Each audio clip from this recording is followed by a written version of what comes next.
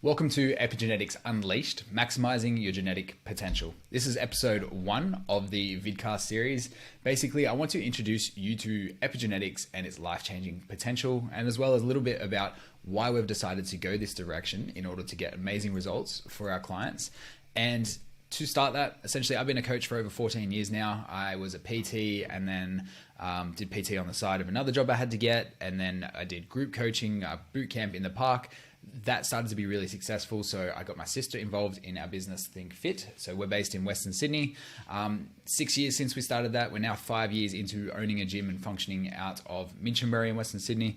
And essentially, what I realized and what got me to the point of learning about epigenetics and introducing it to my clients who want to become their best self is I was at a business program, and initially I learned about the program in more of a behavioral lifestyle business approach sort of thing. So it helped us understand the behaviors and traits of ourselves and how we could utilize that to move forward in business, because when you understand yourself better, you can move forward a lot easier and overcome your obstacles because you understand where you usually find them.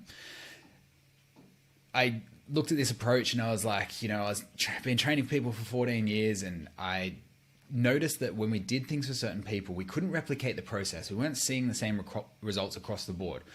It wasn't just to do with discipline. There had to be something else. So this whole understanding of we are unique and why aren't we treating ourselves as we are unique really appealed to me, because I believe fitness is something that you should define yourself.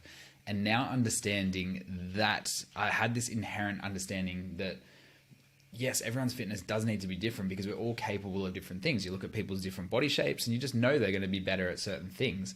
So why are we all gearing towards one idealistic fitness archetype, which is like that lean, shredded, muscly people, when not everyone's exactly appealed to that? And I think that's where the epigenetic approach comes in, and it just makes so much sense. So upon learning about it, I saw that there were studies around non-responders to high intensity activity, even aerobic capacity testing. So people who were doing aerobic tests, aerobic training, weren't actually improving on their aerobic tests. And if they were to do strength training, they were actually improving their aerobic capacity. Sounds crazy because you just give someone a stimulus over time and progressive overload, they should improve. It wasn't the case for these people. Then it also talked about caloric consumption, and essentially there was a time of day where certain people insulin response would differ significantly compared to others. So that was our more endomorphic people. If you remember that from PE class, we'll dive into it as we go through some episodes. And they sit between your guardian and diplomat health types, which we'll also touch on. Essentially, by me learning about this process, I tested it on a few people. They were guardian endomorphic clients. They got fantastic results. But I was like, I've done my nutrition course through Precision Nutrition. They're just eating healthier. They're choosing better. They're under my guidance. It's working for them. So I kind of pushed it to the side a little bit. Now, what I did in the years following that, so we developed this good, better, best system to support people in making healthier choices. The good process was making kind of like a level 1 approach, where I would get people to train at least 1 to 3 times a week. Would also look at drinking 2 liters of water and then eating off the good food list, which was supplied by Precision Nutrition. It's all whole foods, minimally processed, and it's always going to be a better choice than the foods that come in packaging and things like that.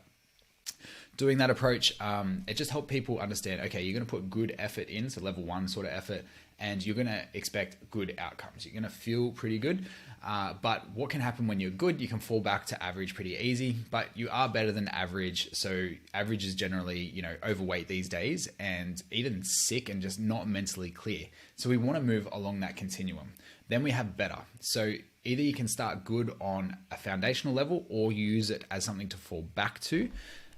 I find that giving people an option to fall back to something versus fall off track really helps support their lifestyle.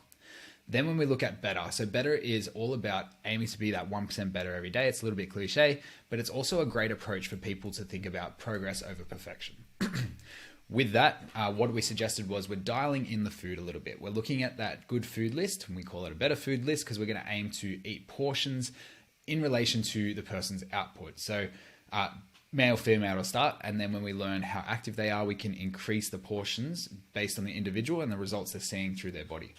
The key part of better was to record the results so that you could understand what you're doing, or the more so the habits and the results, so you could understand if the habits were creating results, and then we could tweak it as we needed. So portion control, then we're aiming for 45 minutes of movement daily. Didn't have to be training, just any sort of deliberate movement, and then 2 liters of water. This is our level 2 approach. Worked great. Just found people over time after 21 days typically didn't want to record their stuff. But as long as it became a habit, they were continuously seeing improvements. And then when they felt like they fell off track, we'd just get them to record again, and then they'd feel better again. Then it comes to our best approach. Initially, a best was essentially where they gave us a goal. Maybe it was a weight loss thing or something specific. And it was like, here is the plan. You need to be 90 to 100% onto this plan. We're counting calories, we're counting macros. We are going hell for leather at this thing, and we're making sure that you hit the target set forth by you through pure discipline. Now, this approach barely worked for anyone because just being so specific and where we live and the type of people we work with, life gets in the way. And as soon as you feel like you have fallen off that path and you feel so far from it, you create this gap, which creates negative associations with what you're doing. Essentially, most people fell back to better, or they ghosted us because they felt like they let us down, which was such a shame, right? And then we ran this test a couple of weeks, a couple of times throughout the year, actually, and I recorded the results in different time periods, so 4 weeks, 6 weeks, 8 weeks. And I noticed most people usually last 21 days on these things before retention drops quite a bit in terms of people doing the actions required. Sitting there looking at the results as well, I was like, wow, some people got incredible results and some people didn't. And I really trusted these people. They said they were doing the things. And it reminded me of when I did my course. I was like, oh shit, there's non-responders. So am I actually doing the right thing for myself? That for the people I'm coaching. One of the hardest things was changing beliefs for me and like my values. So imagine having a gym full of guardian endomorphic clients who train 5:30 in the morning.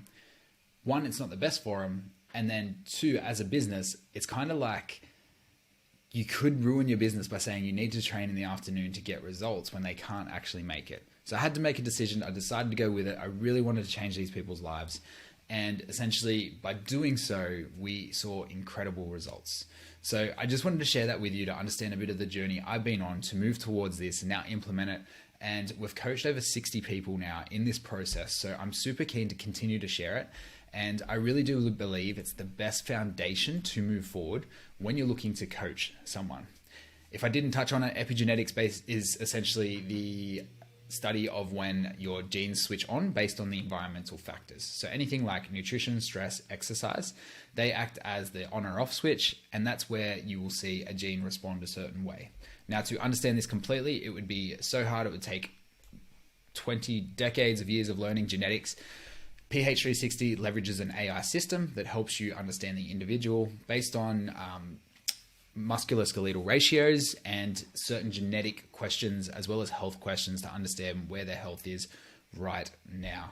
Now, by understanding that, we can then give you the best approach based on where you are now to where we believe your body can go at its best maximum genetic potential, essentially. So if we're to look at how epigenetics influences physical and mental health, if you can imagine you have a car, and most cars can run on almost any fuel, not diesel, obviously, if it's petrol. But once you start incorporating the fuels that are the best for it, it's going to run a lot smoother. It's going to clean out the engine. The detoxification processes are going to be so much more effective. So what we notice in most of our clients is when we introduce things like food timing or the better foods for them based on their unique lists.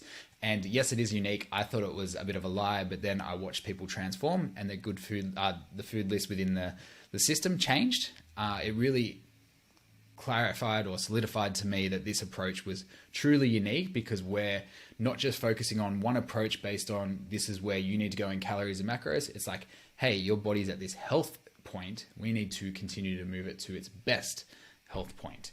And that just really highlighted the potential of the system for me. Then what we notice is when people clear up their digestive system, it also has a massive influence on their mental capacity, their mental clarity, their mental health.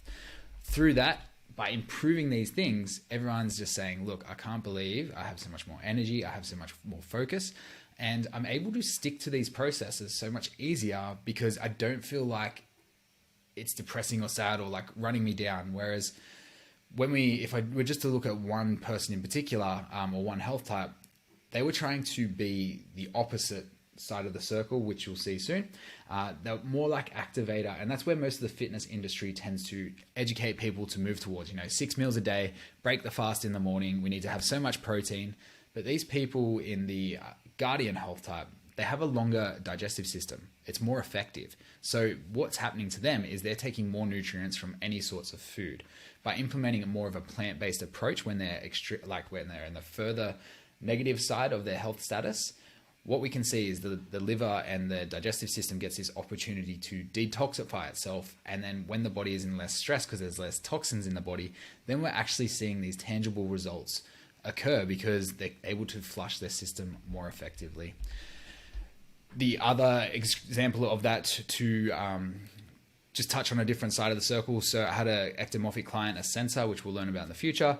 Essentially, they learned more about their mind, and their mind is one of the most important things. They're very neural people. That's the dermal layer developed more. So that meant that they're just a lot more switched on, right? They're highly aware. When she was able to understand how she acted and approached based on these crazy biometric understanding of her behaviors, she was able to communicate with the people in her work. And she was really stressed and worried because at her workplace, she thought she was going to get fired because she just couldn't keep up with the boss and all his demands. When she communicated that to him and helped him understand, I need to go this direction you originally set, I can get us there. He took a step back. He's like, okay, no, I understand. I'm sorry. And she went and did it. Company turned a profit. She was able to, feel less stress. She felt so much better. And a month later, she ended up becoming CFO. So huge impact for these people to make these changes, not just physically. And that's what we need to understand with health and fitness. It's not just about what you see on the outside. I don't need to be shredded to give fantastic nutrition, lifestyle advice, because we have this platform that we can use to say, and all the results following, that this is the best approach for you where you are right now. And it's crazy that it changes with us. So we have a new approach when we see these results improve. This also helps in terms of, I was talking to a couple earlier today, essentially understanding how their mind works a little bit differently. They're able to understand why the other person may seem weird compared to them, or one person may be a bit more slower and really respect their time and what they're doing. Whereas if someone else is a bit more jumpy action taker, it could really throw the other person off. So by being able to understand that in business, but also in relationships, then you're able to navigate that a little bit more effectively. So just to wrap up this first call, I hope it gave you a little bit of an understanding around epigenetics and what direction we've come from. If you have any questions, comment below, but keen to share more of these episodes and help you understand a little bit more of the science, share some stories, and then also just, teach you how you can go from where you are to that next level and really become your best self. Thank you for watching. If you want to find out more or see a bit more of me, head over to Instagram, where you can find me at Josh_ThinkFit, where I post information about your health types, what the profile testing looks like with my mum just here, then also some of the fantastic results across the board, and more health type and epigenetic information. If you want to have a chat, just DM me and we can start a conversation. And if you're interested, I'd love to help you become your best self through epigenetic coaching.